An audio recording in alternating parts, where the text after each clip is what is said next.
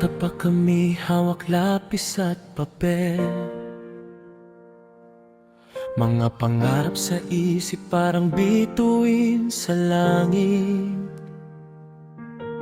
Kayo ang gumabay sa unang hakbang namin. Tinuruan kaming bumasa, mangarap at tumingin sa malayo rin. Sa bawat aral na inyong ibinibigay, ilang libro kundi buhay ang gabay. Kapag kami nadapa, kayo ang umaalalay, parang ilaw sa dilim na patuloy na umaagay.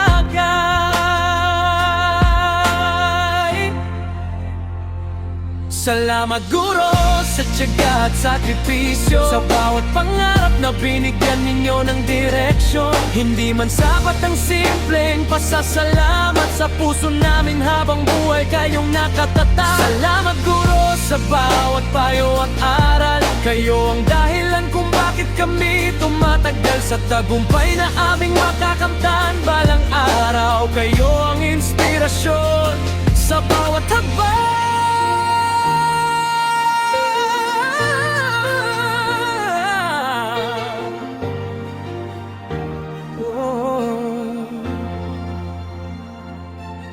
May mga araw na kami pasaway,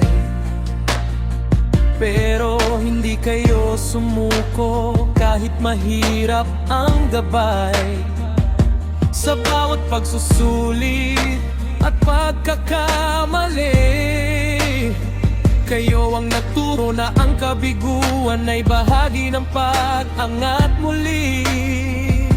Hindi lang talino ang inyong ibinahagi, kundi respeto, pangarap at dangal sa sarili. Mga salitang minsan ay simpleng payo lang, pero habang buhay nagabay sa aming daraanan.